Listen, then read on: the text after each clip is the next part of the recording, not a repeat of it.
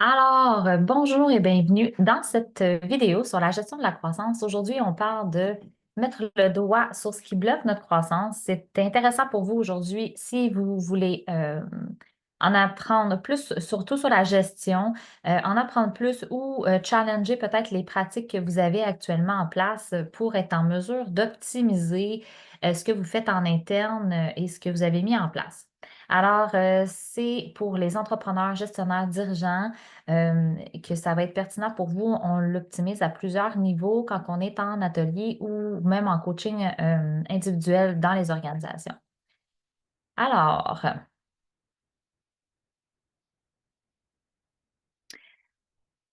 Aujourd'hui, je vais vous présenter trois stratégies principaux qu'on utilise. Évidemment qu'il y a des sous-catégories derrière, mais c'est pour challenger un peu qu'est-ce qui empêche votre croissance de s'accentuer, de mieux la gérer ou du moins différemment pour avoir le meilleur résultat possible et d'atteindre vos objectifs que vous avez établis avec le maximum, je vais dire, de maîtrise. On veut le faire de façon volontaire. On ne veut pas seulement se faire brasser par l'extérieur et être en mesure d'atteindre les objectifs qu'on veut, quels qu'ils soient, de façon saine et de façon durable, évidemment, et duplicable.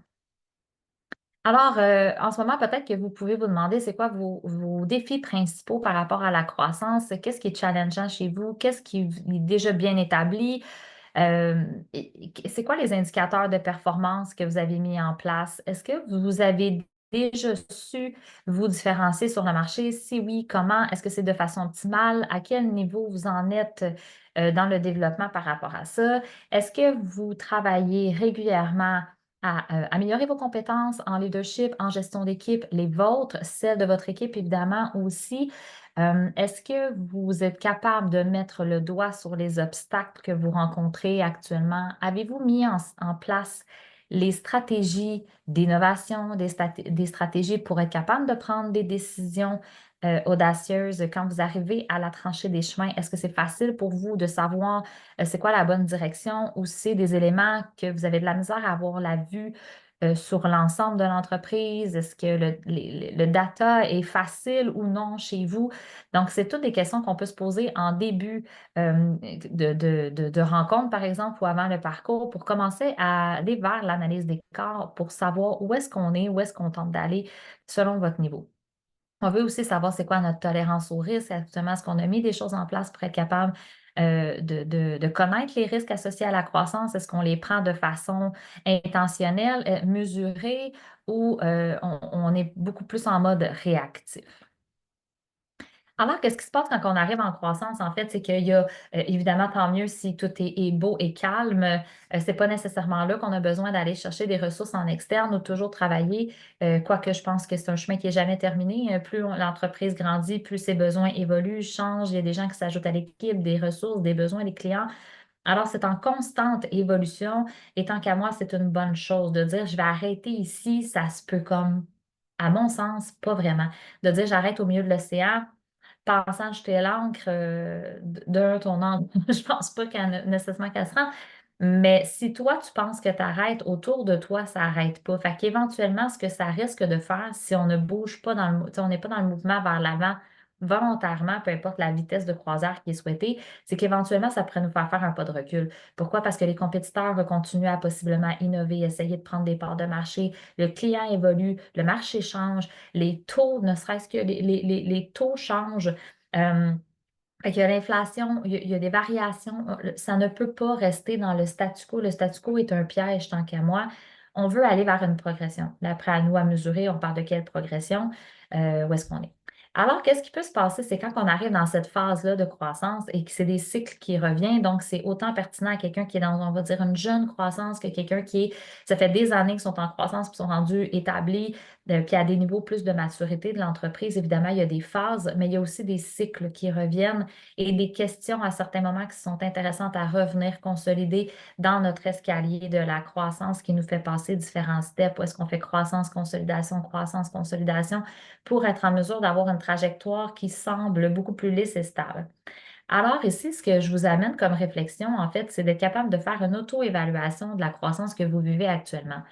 Les symptômes sont ultra intéressants pour être capable, on va dire, de diagnostiquer, pour être capable de réaliser, de conscientiser où est-ce qu'on est actuellement et comment ça se passe vraiment. Le piège qu'il ne faut pas tomber, c'est qu'il ne faut pas se mettre à travailler après que sur les symptômes. Évidemment, ce qu'on veut, c'est d'être capable d'aller chercher la source, on veut la cause qui est derrière pour faire des corrections, mettre des stratégies en place. Par contre, de revenir après aux symptômes, c'est vraiment intéressant c'est comme l'espèce de KPI, l'espèce de checkpoint pour voir c'est quoi l'impact de ce que je suis en train de mettre en place. Est-ce que ça fonctionne? Est-ce que c'est profitable pour nous? Alors, il y a comme deux grandes tangentes que je vois beaucoup dans ces symptômes-là de la croissance. La première, c'est qu'il y a possiblement pas assez de croissance. Et là, le pas assez de croissance, c'est très challengeant parce que quand on est au début de la croissance, on va dire, on a peu de charges, on a peut-être peu d'employés à soutenir, peu de coûts fixes ou fait que c'est plus, on va dire, facile à encaisser ou en tout cas du moins plus faisable. À partir de certains niveaux, puis là, je fais exprès de ne pas trop donner de chiffres parce que les idées de grandeur, ça dépend vraiment de beaucoup d'entreprises. Mais quand on arrive dans le pas assez, ça peut créer des choses qui sont difficiles à gérer. Et là, en voici quelques exemples. Si vous avez quelques éléments là-dedans, c'est peut-être des signes qu'il y a quelque chose à venir huiler dans le pas assez. Donc, je manque de générer la croissance. Ça pourrait avoir de créer de l'instabilité dans les ventes. Alors, on voit que c'est un peu en dents de scie, en soubresaut. Ça pourrait peut-être créer de l'angoisse financière parce qu'évidemment, si c'est très saisonnier puis qu'il y a des gros écarts, c'est difficile de planifier, c'est peut-être difficile sur les cash flows, sur les fonds de roulement. C'est aussi possiblement difficile à stabiliser vos équipes. C'est dur à les maintenir, garantir des heures, garantir le maintien, les placer en poste de façon stable, durable et tout ça. Ça se peut, comme je disais tantôt, que ça mette des pressions sur le cash flow. Ça pourrait être aussi des variations sur l'ouvrage et nous manque de demandes parce qu'on n'a pas suffisamment mis de système huilé pour le générer de façon stable. Ça pourrait aussi créer qu'on ne sait plus trop où miser parce qu'il y a beaucoup de données, c'est difficile. On fait des essais, évidemment, mais là, plus on est dans une espèce de manque, plus on risque d'être en réaction que de façon stratégique. Ce qui fait qu'à un moment donné, ça se dilue, puis ça se peut qu'on fasse des coups d'épée dans l'eau. Puis là, plus on a fait des coups d'épée dans l'eau, on est comme un peu dans le cercle vicieux qu'on dit, je ne peux pas me permettre d'en faire un autre. Et là vient que je me mets possiblement à douter parce que là, je ne peux pas me permettre vraiment une autre erreur ou un autre essai-erreur. Fait que ça se peut aussi que ça crée un manque de confiance en nos capacités parce que là, puis pourtant, c'est une perception. Hein, tu sais, je veux souligner aussi que vous les avez peut-être toutes les capacités que ça prend, nécessairement. Sauf que si on est dans cet engrenage-là, c'est comme maintenant on se remet en doute parce qu'on se dit là, j'ai déjà essayé deux, trois affaires qui n'ont pas nécessairement fonctionné ou pas du moins à la hauteur de ce que je croyais être capable de générer ou par rapport à l'investissement. Alors, c'est un piège qui est glissant, puis c'est des symptômes qui peuvent nous faire voir il y a peut-être des choses à stabiliser, à revoir dans nos stratégies. À l'opposé, ce qui arrive parfois quand on arrive en croissance, c'est le trop. Le trop, ben, c'est exemple, malgré nous, on n'a pas fait tant de pubs, pas tant de ci, mais malgré nous, il y a beaucoup de bouche à oreille. Malgré nous, c'est une bonne nouvelle en soi, mais qui peut devenir difficile, c'est le mal à gérer la croissance. Donc, il y a un flot qui vient vers vous. Le marché réceptif, c'est une super nouvelle. Les clients en veulent. Vous êtes probablement très bon dans ce que vous faites. Dans l'autre côté aussi, hein, d'ailleurs, vous êtes peut-être excellent. C'est qu'il manque probablement de systèmes qui sont mis en place de façon étoffée, maîtrisée, structurée ou pas stable. Tu sais, il y a des systèmes, mais on ne les pousse pas à pleine vapeur de façon régulière. Tu sais, il y a beaucoup de possibilités. Euh, Ça n'enlève en rien dans tous les cas le potentiel de l'entreprise, qu'on soit dans le passé ou dans le trop. Mais dans le trop aussi, là, c'est comme il y a trop de choses qui arrivent et là, la pression à gérer ce volume-là, elle est corsée. Fait qu'est-ce que ça peut créer? C'est aussi un enjeu, c'est une bonne nouvelle, mais c'est aussi un enjeu qui va demander de restructurer l'organisation. Ça pourrait évidemment mettre une pression qui augmente. Ça pourrait éventuellement mettre une pression aussi, de même sens, sur la qualité du produit et du service qui pourrait peut-être diminuer parce que là, on en a plein nos souliers, tout le monde fait son maximum, mais c'est peut-être pas suffisant pour livrer la qualité qu'on faisait à volume plus régulier, exemple. Évidemment, de part à ça, il y a une possibilité que la satisfaction du client diminue, puis évidemment, ce n'est pas ce qu'on veut. Mais c'est un peu un piège quand on est dans l'engrenage de il y a trop de volume et là, on tire un petit peu partout pour essayer de rencontrer des objectifs, essayer de rencontrer des volumes et répondre aux demandes du client sans nécessairement la structure qui soutient ce volume-là. Évidemment, ça peut éventuellement mener à débordement ou se sentir dépassé. Ça se peut que ça fasse malgré nous une espèce de stagnation, pas dans le sens où est-ce qu'il n'y a aucun mouvement, mais dans le sens où est-ce qu'à un moment donné, on a l'impression d'en faire tellement et proportionnellement à l'effort qui est donné, et le retour sur investissement n'est pas tout à fait là. Parce qu'on commence en fait à diluer notre force de frappe sur trop d'éléments, qui peut être aussi un symptôme. Ça se peut aussi que ça crée une manque de fluidité dans les opérations, encore une fois, parce que ça peut déstructurer l'organisation, qui peut éventuellement venir mettre des failles un petit peu partout, en fait, dans l'entreprise. Pourquoi? Ben, parce qu'on fait les choses rapidement, parce que là, peut-être qu'on a engagé des gens qui sont mal formés, on n'a pas eu le temps, puis c'est pas par mauvaise foi, mais par manque de ressources, par manque de temps, etc. Fait que je vous fais le topo un peu, mais vous pouvez probablement voir si vous avez ces symptômes-là euh, dans votre entreprise. Il y a aussi les valeurs ajoutées qui sont diluées, ce qui veut dire qu'il y avait des choses pour qui c'était super important pour nous, puis ça l'est encore en fait, mais dans nos valeurs et dans notre différenciation de marché. Et il y a une possibilité, si on laisse cette roue-là de trop aller trop longtemps, justement, ça peut, avec le temps ou à court terme, dépendamment de la force qui arrive vers vous, là, puis de ce que vous avez géré, euh, ça peut diluer nos valeurs. Autant qu'on se met à accepter des choses qu'on ne devrait pas, on se met à avoir tellement un manque de temps qu'on ne fait plus les choses avec autant d'amour, de précision, de temps qu'on le faisait avant. Ce qui fait que ça crée éventuellement un enjeu. Puis ce qui nous a amené ici est peut-être en train de nous coûter le prochain niveau de croissance. Alors, qu'est-ce qu'on fait avec tout ça? Aujourd'hui, pourquoi que je vous parle de ça, c'est que je marche ce chemin-là moi-même. Je suis entrepreneur. J'ai fait un bout de chemin, évidemment. Je vais en faire un nouveau. Fait que je trouve intéressant de voir aussi qu'on évolue dans le temps, puisque je partage aujourd'hui, c'est au meilleur de mes 10 dernières années et combiné à mes années en gestion d'entreprise. Donc, je suis ancienne gestionnaire. J'ai fait mes études en commerce. Au maximum de ma carrière dans les grandes organisations, je suis allée jusqu'à chapeauter des équipes, jusqu'à 125 personnes où est-ce que vous comprendrez qu'il y a eu beaucoup de défis là-dedans et beaucoup de réalisations dont je suis très fière, mais j'ai énormément appris là-dedans à travers des mentors, à travers des défis que j'ai relevés. Ce qui m'apporte beaucoup aussi dans l'entrepreneuriat maintenant pour la gestion d'équipe, le leadership, etc. Je suis aussi entrepreneur depuis 10 ans. Je co-dirige une entreprise dans le secteur de la construction.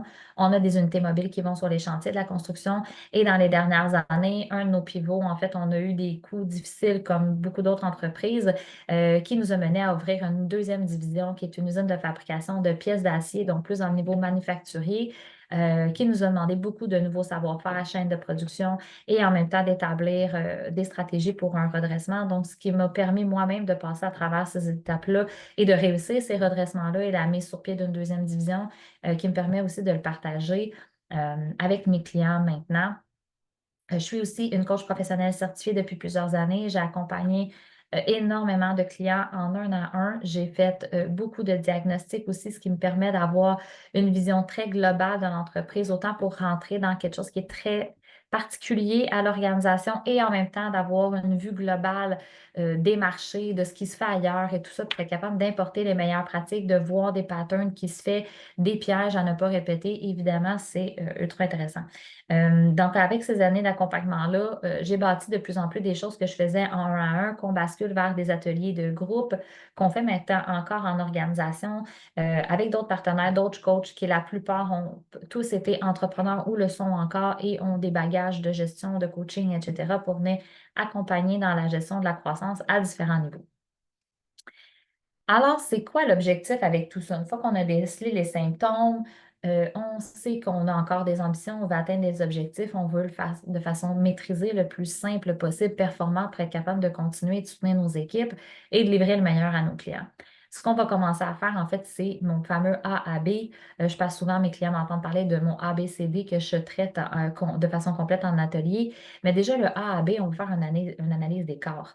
Où est-ce que je suis actuellement sans me mettre la tête dans le sable avec mes forces, mes faiblesses et où est-ce que je veux aller. Une fois qu'on a comme un peu établi cet écart-là, ça nous donne de un, ben, la marge qu'on essaie de travailler et on va être en mesure éventuellement, ben, soit peut-être de le scinder si le pas est vraiment grand, mais de faire des sélections de stratégies pertinentes selon la force. On s'entend que plus l'impact est grand, plus la marge est grande, je vais devoir choisir des stratégies avec plus d'impact, plus de filons directifs pour aller le chercher, tandis que si je cherche à avancer quelque chose qui est plus, on va dire, léger, parce que c'est très perceptuel d'une personne à l'autre, d'une entreprise à l'autre, ben, la force de frappe que j'ai besoin de déployer ne sera pas la même. Fait qu'évidemment, tout ça est de façon personnalisée, mais la première étape, c'est de savoir où est-ce que je suis, où est-ce que je veux aller, évidemment.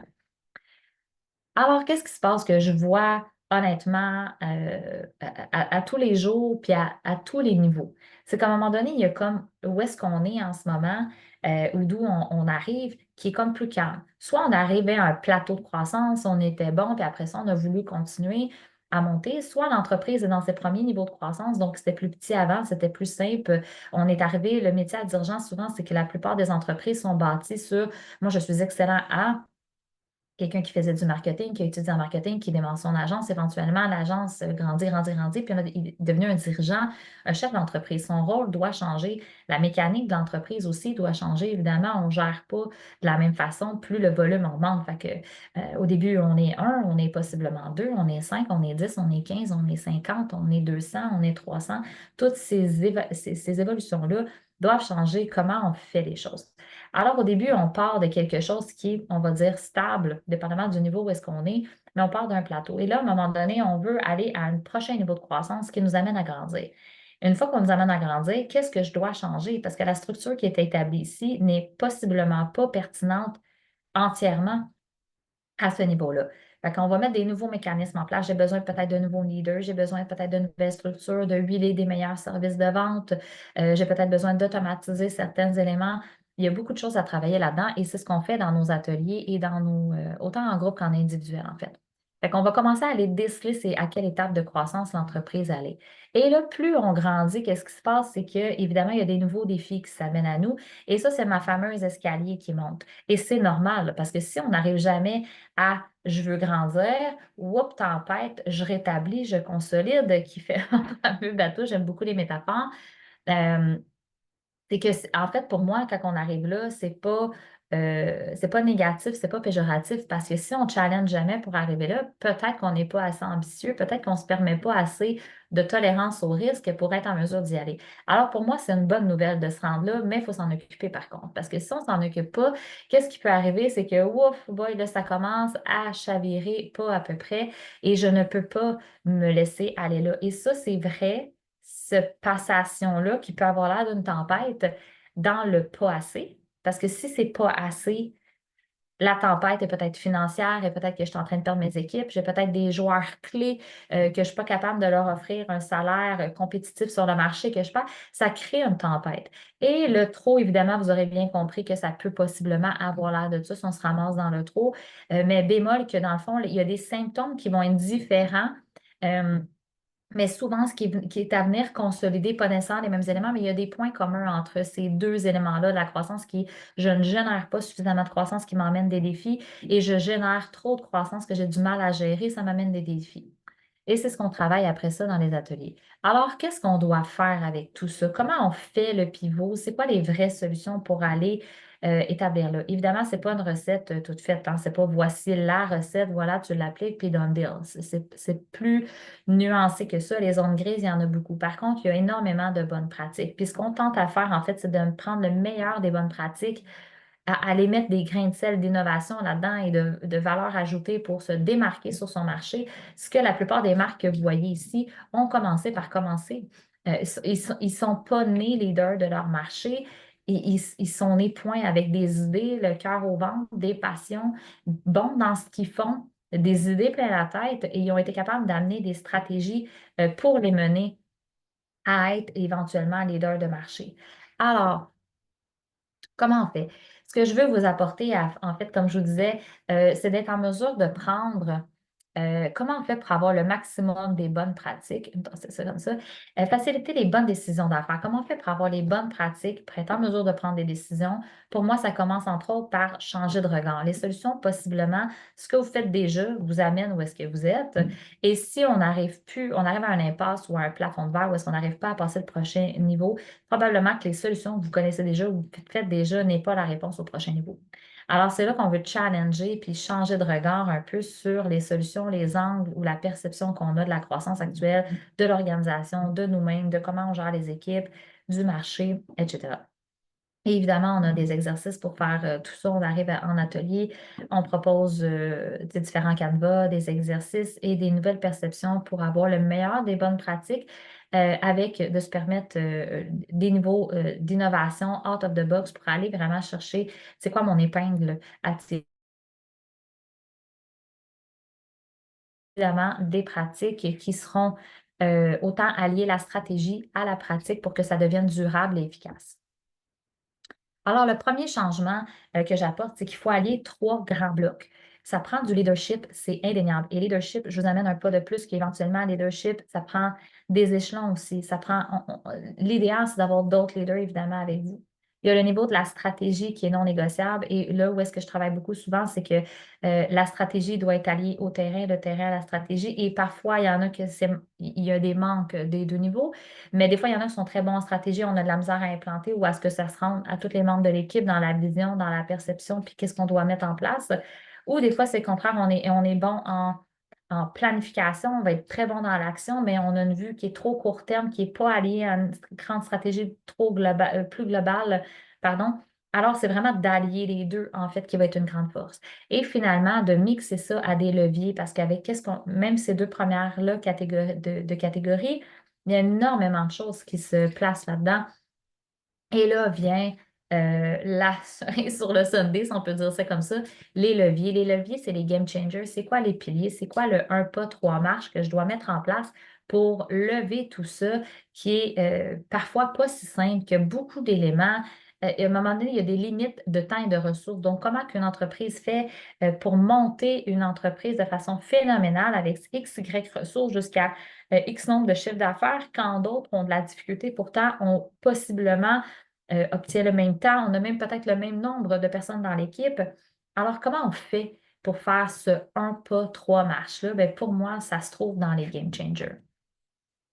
Alors, si on revient au leadership, qui est le premier pilier que je vous ai parlé, il y a beaucoup d'erreurs que je vois, et ça, à tous les niveaux. Autant quelqu'un qui est dans une, on va dire, jeune croissance, que des entreprises qui sont à un niveau de maturité, c'est qu'évidemment, le leader de l'organisation doit continuer à grandir, sinon, à un moment donné, il devient le plafond de verre. OK? On grandit soi et on donne de la place pour que l'organisation grandisse. Et évidemment, d'autres leaders éventuellement qui grandissent avec nous là-dedans. Et qui veut dire, notre leadership est important, mais éventuellement d'outiller le leadership aussi de nos gens, de nos équipes autour de nous. Et là, ça fait boule de neige et escalade et on peut travailler cette notion-là à l'infini. Pour moi, ce n'est pas j'ai atteint, je dois atteindre, c'est terminé. C'est perpétuel, en fait, parce qu'on peut toujours faire un pas de plus et plus nous, on avance, nous étant le dirigeant, les leaders avec lui, l'organisation, on peut suivre le marché et laisser de la place et même voir dépasser le marché comme les grandes marques que je vous ai montrées tantôt ont dépassé le marché, ont réinventé le marché de des choses qu'on consomme aujourd'hui, que toutes les marques que je vous ai mis là, c'est des choses qu'on connaît tous. Ils ont fait leur nom, ils ont innové, ils sont arrivés avec un dépassement de marché, il faut créer de l'espace pour ça. Alors, dans le leadership, il y a beaucoup de choses qu'on voit comme erreur, du micromanagement, de l'absence de vision qui est partagée, des fois des communications qui sont inefficaces, des résistances au changement de la part du dirigeant, de la part des équipes, tu sais, qui manquent de fluidité. Quand il est temps de passer à un prochain niveau de croissance, ça l'amène presque assurément des changements aussi. Peut-être que la structure ne convient plus, on n'est pas capable de gérer le volume, ça prend peut-être un nouveau système, des automatisations, des nouvelles personnes dans l'équipe, peut-être changer de locaux. Euh, il faut être capable de rester agile et de bouger avec ça. Alors, évidemment, je ne passe pas à travers de tout, mais vous pouvez voir si vous avez certains éléments-là, probablement pas tous quand même, parce que c'est peut-être quand même un bon défi, c'est challengeant.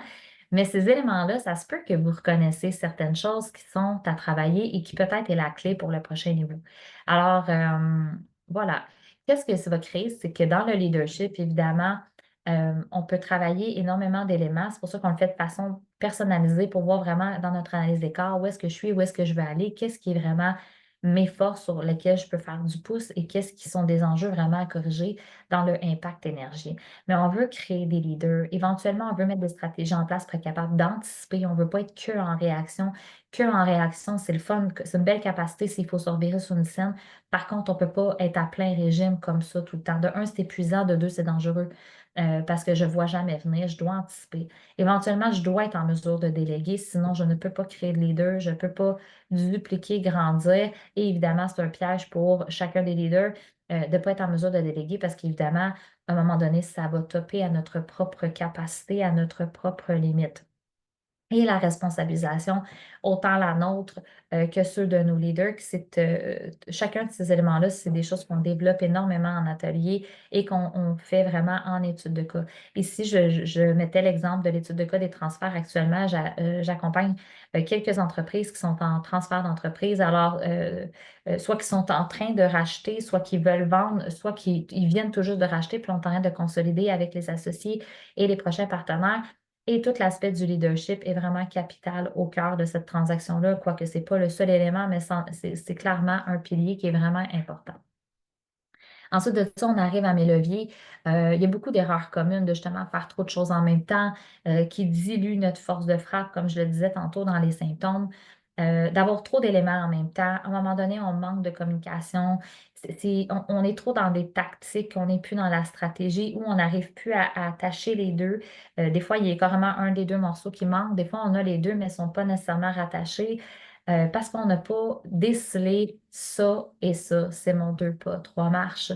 Euh, et c'est quoi ces éléments-là? Alors, il ne faut pas rester que pris dans le quotidien. Il faut vraiment être capable de voir au-delà de ça, que je travaille beaucoup, mon fameux Zoom des Zooms que je présente à mes clients, qui apporte vraiment un niveau stratégique qui est différent et d'être capable à la fois d'implanter. Alors, quand on commence à travailler avec les leviers, j'avais donné l'exemple des agences, j'avais des gens en tête avec qui euh, le potentiel de l'agence était énorme, mais s'éparpillait dans beaucoup d'éléments. Et après avoir fait notre planification stratégique ensemble et déterminer c'est quoi vraiment les leviers de croissance, c'est quoi vraiment les game changers qui allaient faire toute la différence, on a pu faire un plan de match qui était personnalisé, qui a permis toute la différence précaire de scaler et avec plus de simplicité que ce qui se faisait avant. Alors, générer deux puis trois fois la même, tu sais, ce qui avait été généré en chiffre d'affaires et en nombre de clients et tout ça, avec moins d'épuisement, avec plus de simplicité que ce qui avait été fait avant, parce qu'on a resserré c'est quoi, de quoi on doit vraiment s'occuper, qu'est-ce qui fait une différence dans tout ça.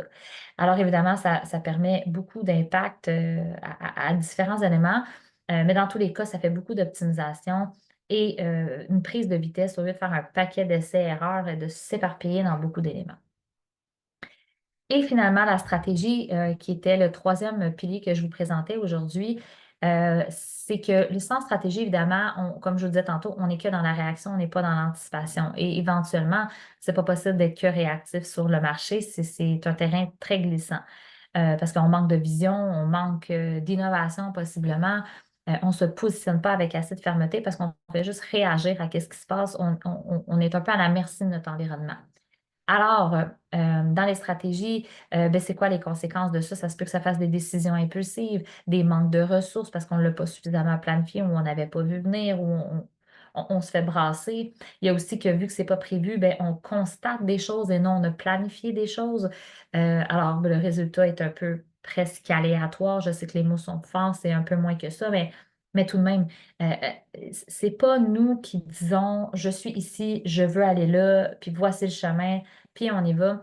Ça, je me promène, puis je suis comme, ah, on va aller sur l'océan, ça brasse, il y a des vagues, puis je sais pas trop. Ben, si tu veux me mener, mettre cap sur l'Europe, il faudrait que tu aies préalablement mis ta boussole, ou du moins que tu saches où est-ce que tu es, parce que même si après tu te positionnes, parfait, je vais aller à l'est, où est-ce qu'on est? C'est beaucoup plus difficile. Alors, d'avoir tout ça, ça peut faire un paquet de choses. Ça peut d'être ignoré des signaux d'alerte. Ça permet, on est beaucoup dans le court terme plutôt que le long terme. Évidemment, ça veut dire qu'on fait possiblement pas assez le pouce sur nos ressources non plus, on va pas assez loin. Alors, ça ne veut pas dire que ça ne fonctionne pas, mais dans tous les cas, peut-être que ça fonctionne pour vous, c'est pas optimal et il y a énormément de potentiel laissé sur la table, ça, c'est garanti. Alors, qu'est-ce qu'on fait? Bien évidemment, il y a beaucoup de choses qu'on travaille. Là, ici, je mettais le cas des cliniques. J'ai plusieurs cliniques que j'ai accompagnées avec les années. Et c'est des cas que j'ai trouvé vraiment très intéressants sur l'aspect de la stratégie qu'on a raffiné sur, évidemment, aller chercher éventuellement des leviers après avoir fait les stratégies. Mais d'avoir un regard qui est à vol d'oiseau, d'avoir un regard on est en mesure d'avoir un 360, de placer des analyses, de comprendre comment on joue notre game d'échecs, comment on va jouer notre game, qu'est-ce qui se passe vraiment plus loin que avoir le nez près de l'arbre, qui permet vraiment des prises de conscience différentes et éventuellement des décisions qui seront différentes et tout. Fait qu'on veut décortiquer à plusieurs niveaux. Évidemment, j'accompagne à faire ces analyses-là pour challenger ce que vous savez déjà. C'est vous qui êtes l'expert de votre marché, de votre business, mais c'est vraiment intéressant d'avoir un point de vue qui est extérieur, qui vient voir pourquoi on n'a pas fait ci, pourquoi telle affaire, qu'est-ce qu'il y a là, pour avoir un nouvel œil, une nouvelle perception sur qu'est-ce qui se passe, qui permet vraiment des stratégies différentes et qu'après, dans le cas des cliniques ici, euh, j'en ai deux en tête particulièrement, où est-ce qu'on a vraiment été en mesure de dénouer des choses euh, assez phénoménales et finalement, avec quelques pierres angulaires honnêtement relativement simples, qui est en mesure de déployer maintenant. On ne parlait pas d'aller chercher des investissements à pu finir, on ne parlait pas des plans qui se déployaient sur 5 ans. On était capable d'aller chercher des résultats assez court terme avec les ressources existantes mais qui ont vraiment changé la donne. Pourquoi? Parce qu'on a été capable de mettre le doigt sur le boubou, on a été capable de mettre le doigt sur le potentiel inexploité ou qu'on pouvait pousser à plus de régimes. Alors, vraiment intéressant de travailler sur ces trois niveaux-là. Alors, comment on fait ça? Le programme qu'on vous propose, de métier à dirigeant pour la gestion de la croissance et de l'optimisation. C'est basé sur 6 axes qu'on amène en profondeur, évidemment. Le premier étant les leviers. Je vous en ai parlé un petit peu, mais dans les leviers, on va aller vraiment tout démystifier. C'est quoi? On a des outils de croissance, de gestion qu'on présente, la méthode, la balance. Le but de ce module-là qui est complet, c'est de faire d'être capable en bout de ligne de faire des analyses de façon régulière, d'anticipation, puis d'être en mesure de prendre des décisions performantes pour l'entreprise. Il y a les fondements et la direction. Je vois qu'il y a une petite fois que c'est glissé ici, instauré. Euh, le résultat, c'est vraiment d'être capable de faire un positionnement qui est solide et partageable, d'être capable de partager sa vision avec nos clients, nos membres, le marché, nos employés, nos fournisseurs, d'être capable de se positionner, de prendre des parts de marché de façon beaucoup plus solide et ancrée, d'être capable d'avoir une direction qui est communicationnelle justement pour aller chercher cet engagement-là et prendre notre place sur le marché. On a un atelier aussi qui est dédié à l'expérience que j'appelle l'expérience transversale qui est vraiment pour aller chercher la création de valeur, l'engagement, bâtir une marque qui est forte, autant vers l'interne que l'externe de l'entreprise. Alors, on présente plusieurs niveaux, évidemment, avec des outils, des exercices qu'on présente et on challenge sur ce qui existe déjà, toujours en commençant, bien sûr, à partir de où l'entreprise est actuellement, puis tout ce qui a déjà été bâti pour aller beaucoup plus loin. Ensuite, méthode et processus qui permet vraiment d'optimiser la qualité de livraison, la gestion plus simple, plus efficace, des méthodes à mettre en place. Même chose qu'on commence avec des outils et c'est de partir de ce qui existe déjà, voir où sont les forces, les faiblesses de ce système-là, puis c'est quoi le prochain niveau à mettre en place dans votre cas plus précisément. Le leadership qu'on a parlé aussi, on cherche à créer vraiment une posture de leader, un rôle de leader suffisamment solide pour avancer et d'en créer d'autres. Alors, on parle de certaines courbes que je présente en atelier. On travaille évidemment les niveaux, les analyses des corps, les rôles, les postures, tout ça à travers plusieurs exercices dans le but de créer de l'engagement, de la culture, de la cohésion, de l'adhésion et de l'amplification de ce qu'on fait. Et encore une fois, ça a une répercussion autant en interne qu'en externe, qu'une position sur le marché qui peut vraiment être phénoménale. Grâce à ça, le leadership est vraiment indéniable selon moi. Et la cerise sur le sundae, on termine avec une planification stratégique avec notre méthode, nos différents experts. Où est-ce que là, on va venir vraiment travailler, c'est quoi les grandes stratégies, où est-ce qu'on s'en va avec nos phases de planification, les axes stratégiques. On fait un plan qui va se décortiquer 3 ans, 12 mois, 90 jours, aller chercher nos thématiques, les KPI, de quoi on est imputable. On présente des outils simplifiés pour être capable de faire ça. Le résultat à terme, de ça, c'est vraiment qu'on est capable d'avoir une vision claire, qui est partageable, atteindre des objectifs, avoir des tableaux de bord. C'est vraiment une planification qui est multiniveau dans l'organisation et qui présente éventuellement des stratégies pratico-pratiques d'un à l'autre pour avoir quelque chose qui est ficelé et qui est complet jusqu'à la base. Alors, on a 3 niveaux d'implémentation qu'on fait. Le premier étant Évidemment, le diagnostic. Ensuite, on s'en va pour les ateliers, pour aller voir les analyses des corps. On fait des rencontres individuelles. Dans ce cas-ci, avec métier à dirigeant pour la gestion de la croissance, on parle de 6 heures d'accompagnement avec nos spécialistes. C'est un programme qui est subventionné à 75% actuellement par Service Québec, ce qui donne, je vais vous le montrer tout de suite après, un parcours accessible à, je pense, beaucoup de gens, à 499 plus taxes, évidemment, grâce à Service Québec et la MRC avec Mirabel, en partenariat avec Mirabel. Ça donne accès à 6 ateliers en groupe, donc 18 heures de formation que je vous ai présenté, les premiers niveaux tantôt, levier et tout ça, les modules, pour aller chercher le maximum d'informations, des nouvelles pratiques applicables dès maintenant, avec des études de cas, avec des exemples, avec les cas des gens qui sont présents aussi concrets. Donc, on travaille vraiment sur votre entreprise, ce n'est pas de la théorie. On fait aussi un question-réponse qui sera en ligne pour revenir sur les ateliers, pour amener beaucoup plus de profondeur sur les ateliers en soi et ce qu'on commence à travailler là, directement dans nos activités avec les membres de notre équipe qui peuvent s'impliquer aussi avec vous. On va fournir des exercices, les études de cas, comme je le disais, et finalement un groupe privé où est-ce qu'on pourra échanger en petite cohorte, vraiment pour pouvoir faire du back and forth, puis s'approprier les méthodes de gestion qui est proposée, puis de le faire vraiment concrètement dans votre organisation.